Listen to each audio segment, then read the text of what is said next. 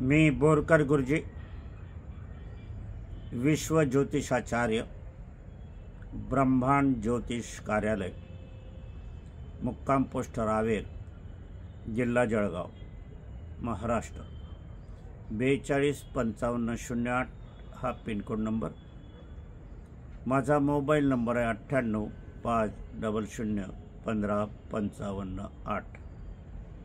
हाच माझा WhatsApp number पण आहे 9850015558। मला प्रत्यक्ष भेटण्यासाठी अनेक लोक येत आहे, पण काही लोक अचानक येतात।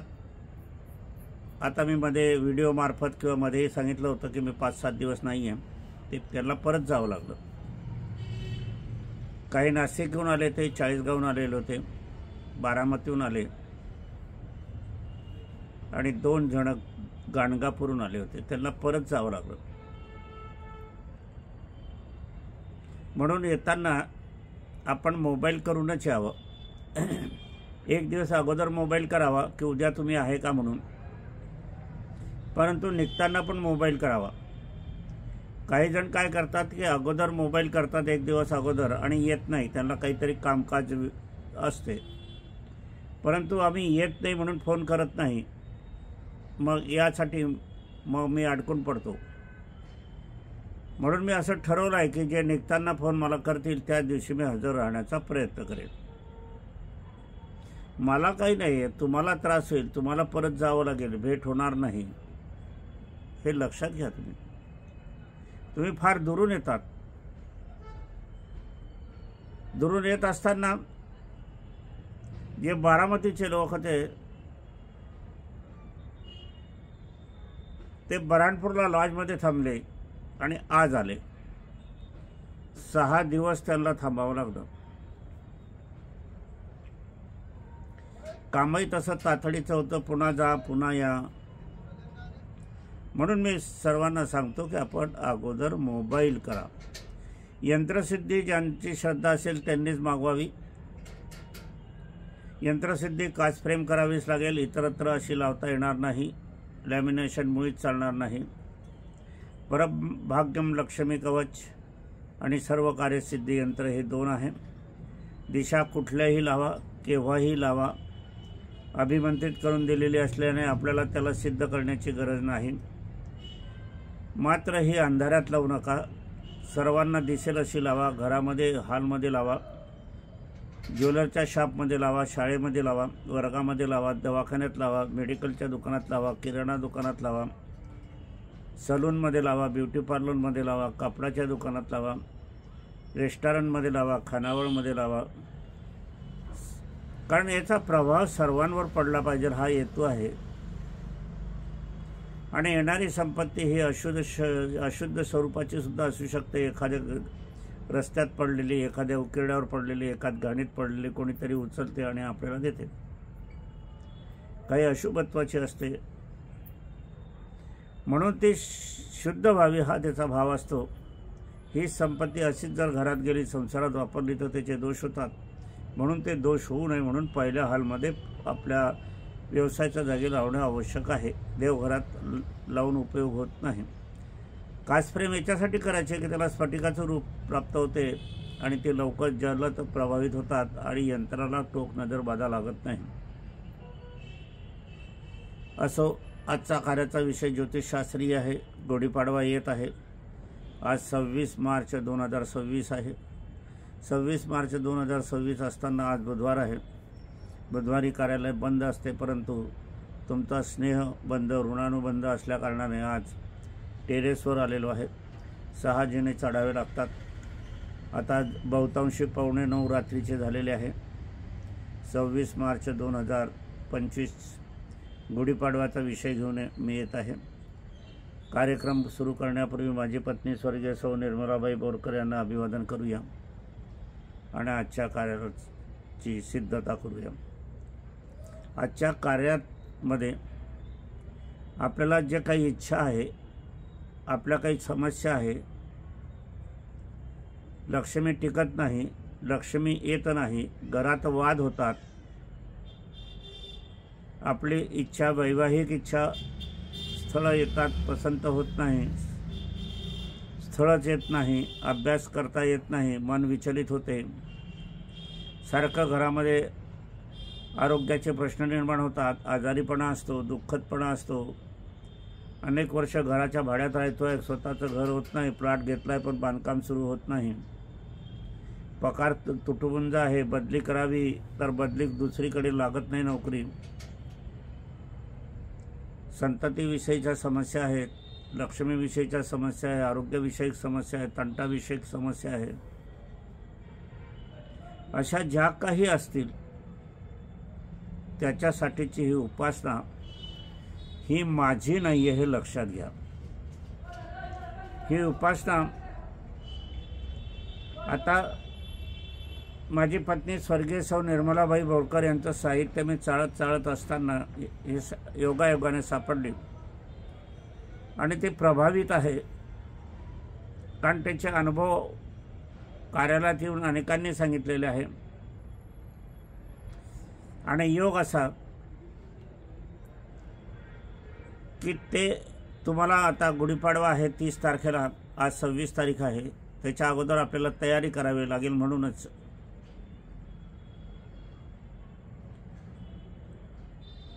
पत्नी स्वर्गवासी होऊन सुद्धा कशी सामाजिक सेवा करत आहे, मला आश्चर्य वाटते।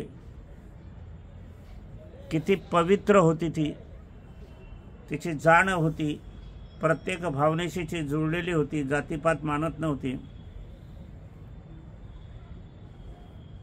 अनेक प्रकारचे लहान मोठे, श्रीमंत, गरीब तबक्याचे, आदिवासी लोकसुद्धा, इस्लामिक लोकसुद्धा, सर्वांमध्ये ती प्रिय होती। असं तिचं सेवा कार्य, ती जीवित असती तर अजूनही सेवा कार्य जोमानं चाललं असतं, परंतु नतभ्रष्ट लोकांनी तिचं जीवन संपवलं। ही एक शोकांतिका आणि मी एकाकी झालो। मेडिकल क्षेत्र किती वाईट आहे याचा अनुभव अनेक आपल्याला व्हिडिओच्या माध्यमातून दिसून येतो। काही दवाखान्यात वाद होतात, तक्रारी होतात, त्याच्या कारणाचा शोध घ्यायला हवा।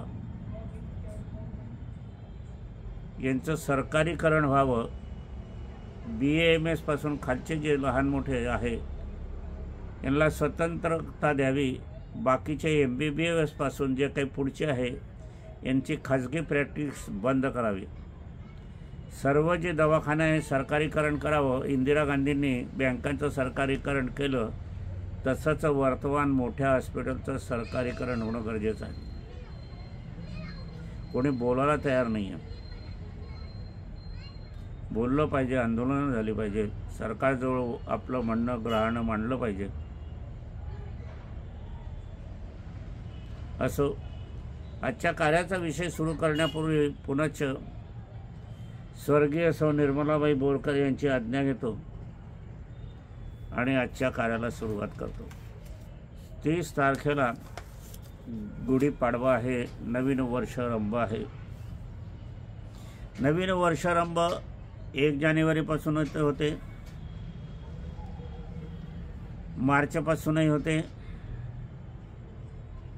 मध्यंतरी सरकारने फेब्रुवारीपासून सुरू करण्याचा प्रयत्न केला। व्यापारी लोकांचं दिवाळीचा पाडव्यापासून सुरू होते। एक जिन्नसता, एक वाक्यता याच्यामध्ये नाही आहे। कोणी विचार करायला तयार नाही। तसंच पंचांगामध्ये एक वाक्यता कुठेच आढळून येत नाही। महाराष्ट्राचं पंचांग घेतलं तर वेगळीच बाजू मांडतात, दक्षिणेचं घेतलं तर वेगळीच असते आणि उत्तर हिंदुस्थानात घेतली तर 15 दिवस अगोदर श्रावण मास सुरू होतो। 15 दिवस, एक तास नाही, मिनिट नाही। सर्व पंचांग कर्त्यांनी एकत्र बसून विचार का केला जात नाही? एकच हिंदुस्थानात पंचांग निर्माण का होत नाही? सर्वांवर अधिवेशनं होतात, सर्वांवर शोधन होते, बैठका होतात आणि जे भारतीय संस्कृतीचं मूळ तत्व पंचांग आहे ते विविध प्रकारचे, अनेक प्रकारचे का असतात? हा मुख्य गाभ्याबद्दल विचार का पंचांग करत नाही हेच एक गूढ आहे. चलना है चलते चलने दो, तो विषय बाजूला ठेवूया. गुढीपाडवा आहे 30 मार्च 2025ला. बहुतेक काय असते, पोळ्याचा सण असतो, संक्रांतीचा सण असतो, राखी पौर्णिमेचा सण असतो, इतरत्र सणवार व्रत वैकल्य असते आणि बहुतांशी लोक तो संपूर्ण दिवसभर साजरा करतात. चुकीचं आहे. कार्तिक पौर्णिमा ही कार्तिक नक्षत्र जोपर्यंत आहे तोपर्यंतच कार्तिक पौर्णिमा असते, नाही तर नाही. कार्तिक नक्षत्र संपलं आणि पौर्णिमाही असली तरी ती कार्तिक पौर्णिमा धरली जात नाही, त्याचं फल मिळत नाही. त्याचप्रमाणे 30 तारखेला 30 मार्च रविवार आहे. प्रतिपदा सूर्योदयकालीन आहे, म्हणून ह्या दिवशी गुढीपाडवा आहे. 12 वाजून 50 मिनटं 12 वाजून 50 मिनटं पावे तो प्रतिपदा आहे, नंतर नाही. मग द्वितीया लागेल आणि द्वितीय असताना गुढीपाडवा नसतो. म्हणून 12:50 पावे तो आपल्याला गुढी उभारायची आहे, ती उभारायला पाहिजे, त्याच्यानंतर उपयोग नाही. सकाळी 6:36 पासून यानंतर दिवसा 12:50च्या आत गुढीचं कार्य करा, गुढी उभारा, गुढीचं पूजन करा, देवादिकांना नैवेद्य दाखवा. घरामध्ये सासू सासरे असेल, आई वडील असतील, काही दिवंगत असतील, त्यांचं पहिले प्रथम त्यांना नैवेद्य दाखवा, अर्पण करा आणि नंतर आई वडिलांना सासू सासऱ्यांना द्या आणि नंतर मग सर्वांनी बसा. देवांनाही भोग लावायचा आहे, तो 12:50च्या आतच. असं असताना ह्या दिवशी अभंग स्नान सांगितलेलं आहे. सूर्योदयापूर्वी आपण अभंग स्नान करायचं. अभंग स्नान म्हणजे काय? सुगंधादी द्रव्य अंगाला लावणे, संपूर्ण डोक्यावर पाणी घेऊन स्नान करणे, स्त्रियांनी सुद्धा, त्याला अभंग स्नान म्हणतात. अभंग स्नान झाल्यावर ओले त्यानेच ओवाळणे, पत्नीने पतीला ओवाळायचं, मुलगी असेल तर आईवडिलांना ओवाळायचं, बहीण असेल तर भावाला ओवाळायचं. याला अभंग स्नान म्हणतात. सूर्योदय पूर्वी देखील प्रतिपदा असल्या कारणाने आपण अंगात सुगंध आदी द्रव्य लावून स्नान करा. गुढीपाडवा हा नवीन संवत्सर सुरू होते, त्या दिवसापासून गुढीपाडवा तो सुरुवात होतो. हा निसर्ग निर्मितीचा प्रथम दिवस. मागील वर्षी कृधी नाम संवत्सर होते. कृधी नाम संवत्सर असत असताना मी त्यावेळेला मागील वर्षी भविष्यवाणी केली होती. त्या भविष्यवाणीतील तंतोतंत खरं झालेलं आहे. मूळ मुद्दा मुख्यतः सोन्या चांदीचे भाव 1 लाखाच्या वर जातील, माझं बाकीत खरं ठरलेलं आहे. राम मंदिर बांधलं जाईल हे 2 वर्ष अगोदर मी लिहिलेलं होतं, त्याचा लेख सुद्धा माझ्याजवळ आहे. सोन्या चांदीचे भाव 2030 मध्ये 1.5 लाखापावतर जातील. वर्तमान स्थितीत भाव बऱ्याच प्रमाणात खाली येण्याची दाट संभावना आहे. गरज असेल तर घ्यायचं, नाही तर घेऊ नका असं मी म्हणेल. याच्या उपर आपण आपलं मत, आपला अनुभव आपण गाठीला घेऊन व्यवहार करावा. मध्यंतरी मला आता साल सांगता येत नाही, 5,000च्या वर सोन्याचे भाव झाले होते. 3,000वरून 5,000 आणि परत ते 3,000 झालेले होते. आणीबाणीच्या काळात सुद्धा सोन्याचे भाव रोज चढत होते, चांदीचे भाव रोज चढत होते आणि ज्या वेळेला एकदम घसरले तर निम्म्याच्या वर खाली आले होते. त्याचप्रमाणे हा सोन्या चांदीच्या भावाचा फुगवटा आहे, याला कुठलंही कारण नाही. सोन्याची टंचाई नाही, चांदीची टंचाई नाही, खाणीतून निघून राहिलेलं आहे. परंतु जे अर्थकारण करणारे लोक आहे ते अर्थकारण न जाणणारेच्या हाती अर्थकारण आल्यामुळे ही परिस्थिती आहे. भारत अंतर्गत जी आयातीवर टॅक्स लागतो तो भरमसाठ आहे. त्याच्यामुळे भारत अंतर्गत सोन्याचे भाव वाढत आहे.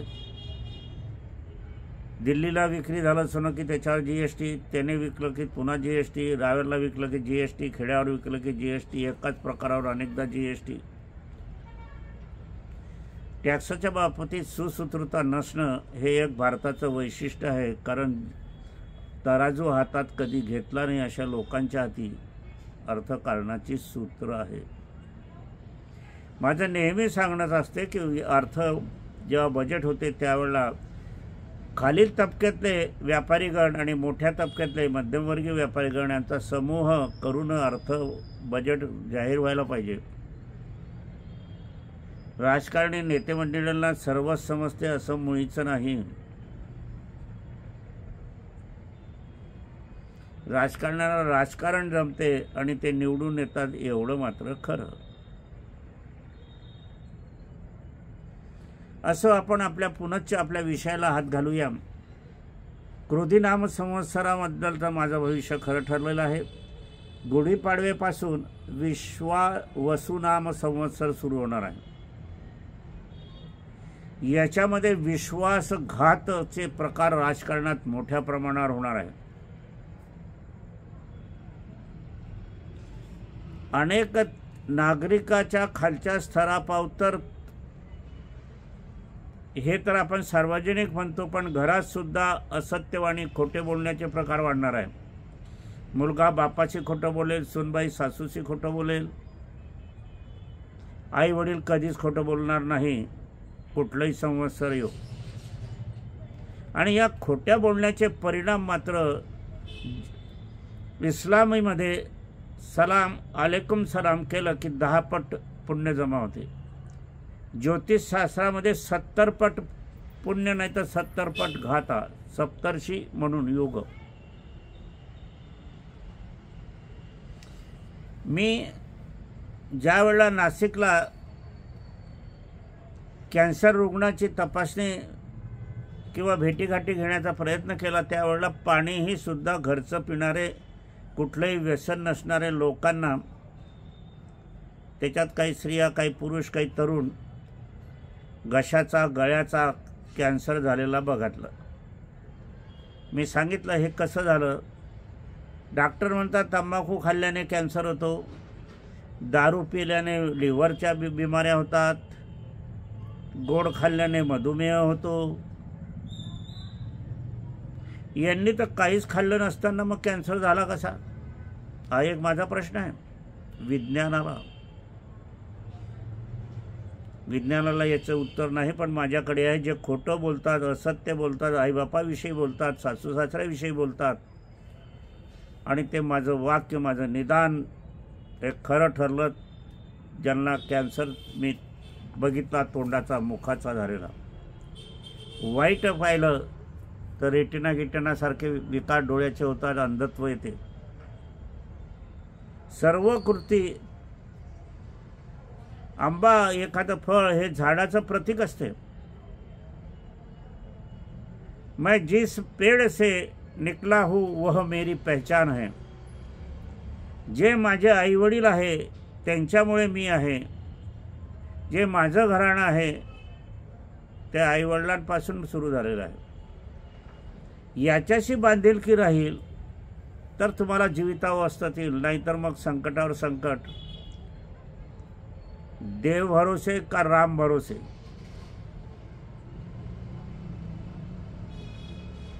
का राम बोलो भैला, काही सांगता नाही येत. आता हे असं असताना या दिवशी रेवती नक्षत्र आहे, मीन राशीचं, गुरुस्वामीचं. गुरु सत्यवादी आहे. धनुराशीचा स्वामी पण गुरुच आहे, तो पण सत्यवादीचा, एकच आहे दोघांचा ग्रह. रेवती नक्षत्र या ठिकाणी राहणार आहे आणि त्याच्यानंतर मग अश्विनी नक्षत्र येणार आहे. रेवती नक्षत्र दिवसात 16:35 पावतो, मीन राशी, त्याच्यानंतर अश्विनी नक्षत्र मेष राशी. पहा कसं याच्यामध्ये तुम्ही अंतरात आलेला आहे. एक तर शेवटची राशी आणि एक प्रथम राशी, म्हणजे याच्यात पहिल्यापासून सर्वत्र जनता जनार्दन सर्व आलं.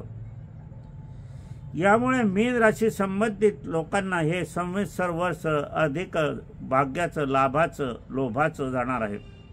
दूरवर पर्यटनाचे लोक आहे. 1 रुपयाचे 2 रुपये 4 रुपये होण्याला काही फारसा वेळ लागणार नाही. परंतु नुसती संपत्ती लाभाची आहे असं होत नाही. त्याबरोबर आरोग्य पण पाहिजे, इतर कर्म पण पाहिजे, बदनामी नको,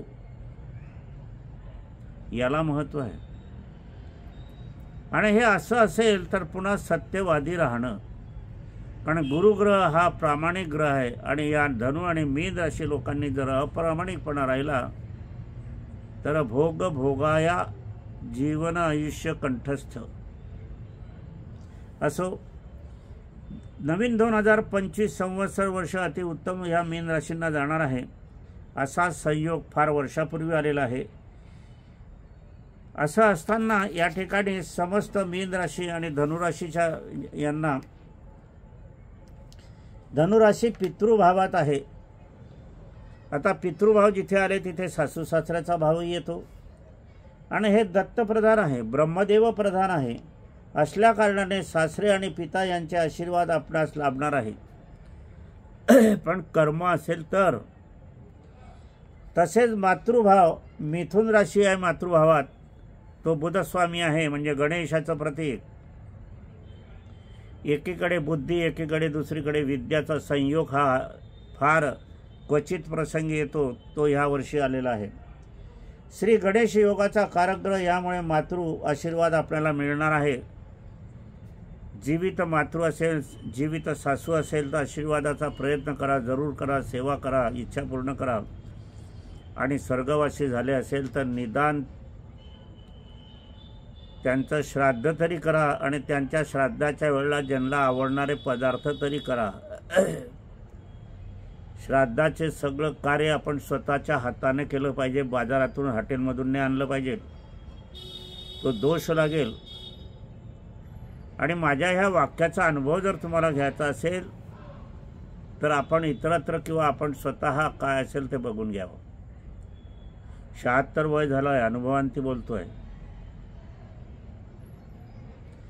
असं असताना मिथुन कन्या राशी धनु मीन राशींना लाभत असताना याच दिवशी षडाष्टक षडादी 6 ग्रह एकत्र येत आहे. उदयमान आलेले आहे रवी, बुध, शुक्र, शनी, राहू, नेपच्यून. जन्मोदयी स्वामी गुरु कर्तव्य भावात आहे. कर्तव्य स्वामी षष्ठ ग्रहात आहे. कर्तव्य सुख, पंचम आरोग्य, विवाह, अष्टम पितृ, नशीब, लाभ, जीवन उत्तरार्ध या सर्वांचे स्वामी एका ठिकाणी मैफलीत आलेले आहे. किती दुर्मिळ योग आहे हा. याशिवाय भाग्याचा स्वामी प्रथम त्रिकोणात व मंगळ प्रथम त्रिकोणात हा असलेला आहे. वृश्चिक राशी आणि मेष राशी लक्षात घ्यावे या 2 राशींनी. मंगळ स्वामी पहिल्या त्रिकोणात दुसऱ्या त्रिकोणाशी संबंध करत दुसऱ्या त्रिकोणात उपस्थित राहून स्वराशी बलाढ्य असा हा त्रिकोणाधिष्ठित त्रिकोण योग हा अति महान भाग्यवान करतो. मनातील इच्छा पूर्ण तर करेल, पण एवढं भरभरून देईल की आपली झोळी फाटेल. परंतु कर्म हवं. कर्म कोणतं तर आई वडिलाचं, सासू सासऱ्यांचं. काही लागत नाही, पण मनाची इच्छा पाहिजे तरच योग आहे. आपण इतरत्र 33 कोटी देवी देवतांचं पूजन केलं, कोणी महाराजांचं पूजन केलं. मी पुनश्च सांगतो की गणपतीने जे आईवडिलांचे नमस्कार करून सर्व कीर्तिमान सर्वश्रेष्ठत्व मिळालं, त्याचे गुण आचरण आपण कराल की नाही. महाराजांचा फोटोचं पूजन करताना आपल्याला संस्कृतीत सांगितलं आहे की पहिले गणपतीचं पूजन करा, तिथे केलं जात नाही. महाराज हे देवाचे भक्त होते, मार्गदर्शक होते, धार्मिक मार्गदर्शक. महाराज हा दर्जा वेगळा आहे. संतांचा दर्जा याहून मोठा आहे. संत तुकाराम, संत ज्ञानेश्वर, संत नामदेव, संत एकनाथ, संत गाडगेबाबा, संत विनोबा भावे, संत कैकाडी महाराज, संताचा दर्जा हा वर आहे, देवाच्या जवळ आहे. आणि या कुठल्या सर्व संतांनी सामाजिक कार्य केलेलं आहे. अभंग लिहिलेले आहे, भारुड लिहिलेले आहे, ज्ञानेश्वरांनी मराठीमधून गीता सांगितलेली आहे, गाडगे महाराजांनी कीर्तनं केलेली आहे. एक वैशिष्ट्य बघा, गाडगे महाराज पंढरपूरला असताना पंढरपुराच्या मंदिरात कधीही गेले नाही. तरी गाडगे महाराज संत झाले, कारण सामाजिक सेवा मोठी होती. विठोबा त्यांना भेटीस येत.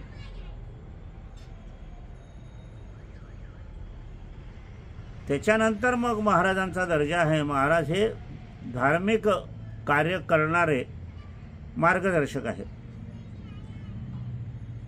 अनेक महाराज सामाजिक कार्यांचा इतिहास त्यांचा आढळत नाही. मागवून काहीतरी लिहिलं गेल्याचाही अनेकांचं, राची ढेरे वगैरे जे संशोधक होते त्यांनी सांगितलेलं आहे. त्यांच्या याच्यात संशोधनात झालेलं आहे. खेडकर आहे, जालन्याला शिवसृष्टीविषयी, शिवाजीविषयी संशोधन करणारे आहे व्यक्ती. हे आपण वाचलं पाहिजे, बघितलं पाहिजे. ज्योतिबा फुलेंनी जे कार्य केलं, ज्योतिबा फुलांचं वाङ्मय आपण वाचलं पाहिजे. हे आज गरज आहे. अभंग वाचण्याची आज गरज आहे, भारुड वाचण्याची गरज आहे, भारुड करण्याची आज गरज आहे, ज्ञानेश्वरी वाचण्याची आज गरज आहे. शाळेतून हे मुळीच शिकवलं जात नाही. मराठी शाळा बंद झाल्या. ज्योतिषशास्त्रानुसार असा हा भाग्यकारक दुर्मिळ योग आहे. फारच कालांतराने येतो. याचा लाभ सर्वच मानवजाती, पशुपक्षी यांना होणार आहे. वाडवडील, मातापिता, सासू सासरेविषयी संबंधित उचित योग्य कर्म असेल तर नवीन पिढी भाग्यवान झाल्याशिवाय राहणार नाही. नाहीतर जे आहे ते गमवाल, अधोगती पण होईल. नशीबवान भाग्यवान योग करण्यासाठी आपलं कर्म हवं. मातृपितृ सेवा हवी, इच्छापूर्ती हवी, कर्मगती असणे महत्त्वाचे आहे. ज्या काही समस्या, आपल्याला कुठलीही समस्या असो, पैशाची समस्या असो, विवाहाची समस्या असो, संततीची समस्या असो, वादाची समस्या असो, आरोग्याची समस्या असो, वास्तूची समस्या असो, घराची समस्या असो, वादाची समस्या असो, संसाराची समस्या असो, जगामधल्या तुमच्या जीवन आयुष्यात कुठल्याही समस्या असो, त्या सर्व समस्यासाठी ही उपासना माझी पत्नी स्वर्गीय सौ निर्मला बोरकर यांनी लिहून ठेवलेली आहे.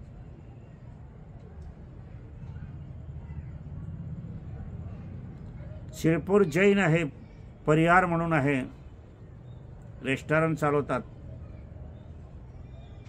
ते माझ्याकडे मागच्या महिन्यामध्ये आले आणि त्यांनी तिचा फोटो घेऊन नेला आणि ते नित्य रोज त्यांचं पूजन करत आहात. एक अत्यंत गरीब मनुष्य, साधारण 500 रुपयाचं पण ठेव नाही, आज घर आहे, बंगला आहे, गाडी आहे, दोघी मुलींचं लग्न झालेलं आहे. आत्ताच त्यांनी उद्घाटन केलेलं आहे एसटी स्टँडवर. शिरपूर जैन बुलढाण्यामध्ये जवळ आहे आणि मोठं टोलेजंग हॉटेल बांधणार आहे आणि बांधलं जाईल. हिच्यावर त्यांची फार श्रद्धा होती. त्यांनी फोटो नेलेला आहे आणि ते नित्य पूजन करतात. मी काही स्टेटसवर, फेसबुकवर आणि माझ्या व्हॉट्सअपवर मी अनेकदा टाकलेलं आहे. असो, ही उपासना सर्व दुःख, संकट, समस्या दूर करण्यासाठी आहे. तर आपल्याला काय करायचं आहे तर जीवित मातापिताची सेवा करा. स्वर्गवासी झालेले मातापिता यांचे फोटोचे नित्य नियमाने पूजन करा. त्यांना जे आवडत असेल त्यांच्या श्राद्धेने पदार्थ तयार करा आणि करा. स्त्री असेल, आई असेल, सासू असेल तर मातृगयाला जे हजर नव्हते त्यांनी पुनश्च जाऊन पुन्हा तरी करा. पितृचं निधन झाले असेल तर पितृगया बिहारमध्ये तिथे करा, मातृगया गुजरातमध्ये. पुष्कळांना माहिती पण नाही आहे. सकाळी 12:50च्या आत आपल्याला हे घ्यायचं आहे. जुनी नोट आपल्याला हवी आहे. ज्या आता नवीन नोटाबंदीनंतर आलेला आहे, 500ची नोट आहे, 100ची आहे, 20ची आहे, 10ची पण आहे. ह्या नोटा नाही, या नोटा मुळमुळीत चालणार नाही पूजनात. यांच्यापूर्वी ज्या नोटा होता त्या चालणाऱ्या असो का न चालणाऱ्या असो, त्या आपल्याला नोट घ्यायची आहे. आपल्याला अनेक ठिकाणी याचा उपयोग करायचा असेल तर तितक्या नोटा जास्त घ्या. काही तुमच्या मुलींना, जावई बापूंना द्यायच्या असेल, भाऊ भावांना द्यायचं असेल, फक्त रक्त संबंधित त्यांना द्यावं लागेल. मुलगी ही आपली रक्त संबंधित मानायची आणि तिला ही उपासनेचं फळ देऊ शकता आपण. नोटा एकावर एक गड्डी ठेवली तरी चालेल, वेगळी ठेवण्याची गरज नाही.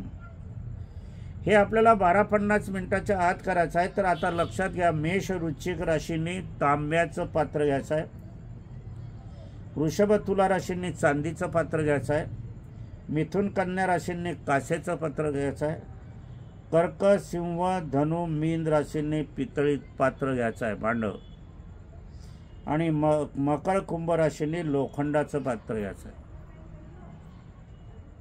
आता हे पात्र मेष वृश्चिक राशींनी ऑरेंज रंगाच्या कापडावर ठेवायचं आहे, वृषभ तुला राशींनी पांढऱ्या वस्त्रावर ठेवायचं आहे, मिथुन कन्या राशीने हिरव्या वस्त्रावर ठेवायचा आहे, कर्क राशीने निळ्या रंगाच्या वस्त्रावर ठेवायचा आहे, फिकट निळा, सिंह राशीने लाल वस्त्रावर ठेवायचा आहे, भगवान आहे, धनु मीन राशीने पिवळ्या रंगाचा, आणि मकर कुंभ राशीने गडद काळ्या रंगाच्या वस्त्रावर हे पात्र ठेवायचं आहे.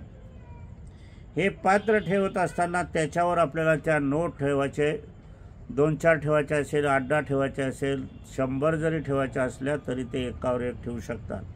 त्या वेगवेगळ्या असल्या तरी चालतील. एक रुपयाची नोट आहे, दुसरी 2ची आहे, कोणती 5ची आहे, कोणी 10ची आहे, 100ची आहे, तरी चालेल.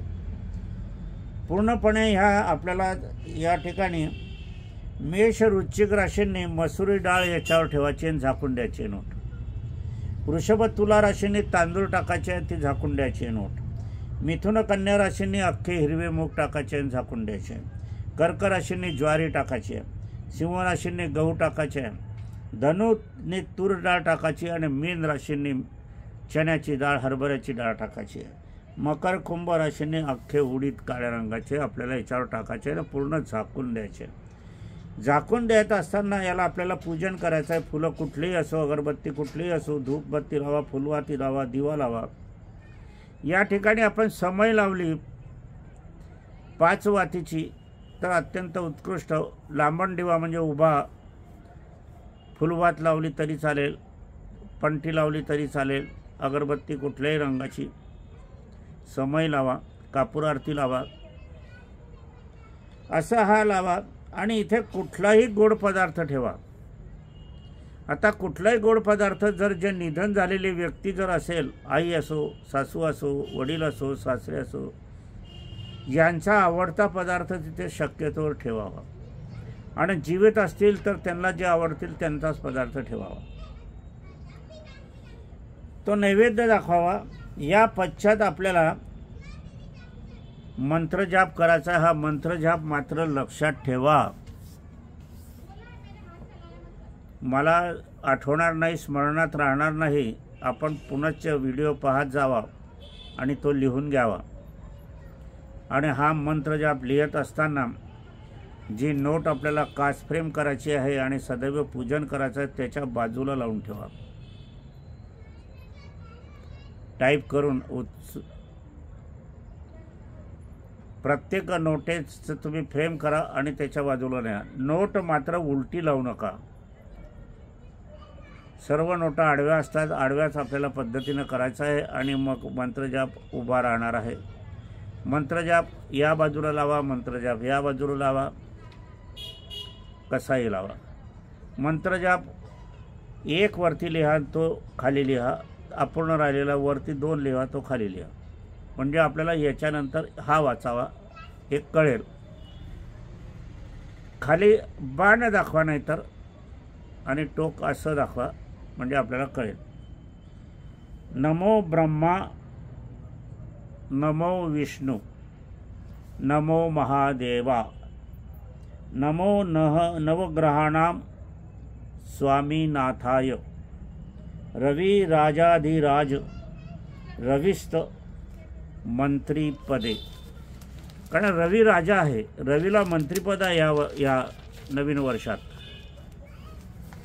म्हणून हे गुढीपाडवा हा सर्वश्रेष्ठ गुढीपाडवा ठरणार आहे आणि आहे. धनधान्यादी स्वामी चंद्राय, धनधान्याचा स्वामी चंद्र आहे.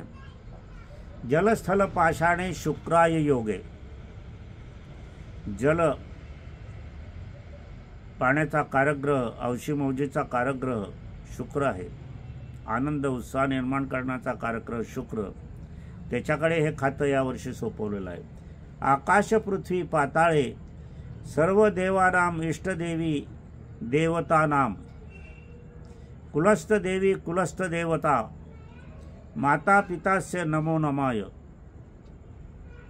माता पितास्य नमो नमाय. जीवित असो का स्वर्गीय झालेले असो, का एक झालेला असो एक नसो, सर्व इच्छा आकांक्षा मनोरथे पूर्णांक सफले, पूर्ण मनोरथ सफल होईल.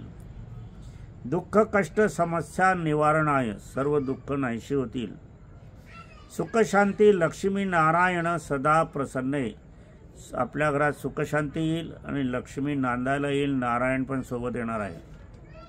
ब्रह्मा विष्णू लक्ष्मीय महादेव पार्वतीय, ब्रह्माला नमस्कार, विष्णूला नमस्कार, लक्ष्मीला नमस्कार, महादेवाला नमस्कार, पार्वतीला नमस्कार, विष्णू सोबत लक्ष्मीलाही नमस्कार. नमो नमाय नमस्तुभ्यम असा मंत्रजाप करावा. एक वेळेला करा, वारंवार करा, तुम्हाला जशी इच्छा असेल तसा. या विधीस घरातील सर्व मंडळींनी हजर राहावे. प्रसाद सर्वांनी ग्रहण करावा.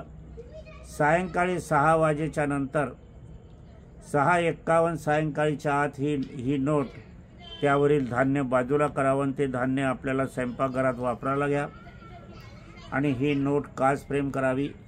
काच फ्रेम करण्याची मुदत 9 दिवसाच्या आत गुढीपाडव्याचा दिवस धरून.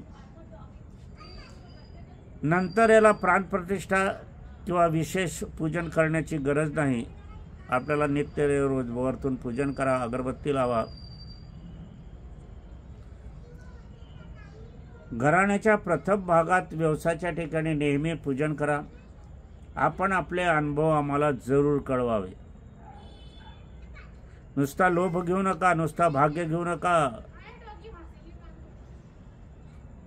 याच्याविषयी माझ्याजवळ जे काही उदाहरण आहे मी ते पुढील व्हिडिओमध्ये सांगण्याचा प्रयत्न करेन.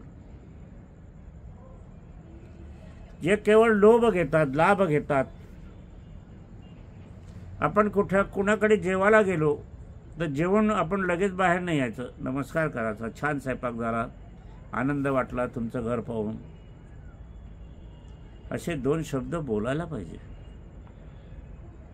कोणीच बोलत नाही. लग्न लावता घेतात, प्रेझेंट देता नाही देतात ती गोष्ट आणि घरी जातात.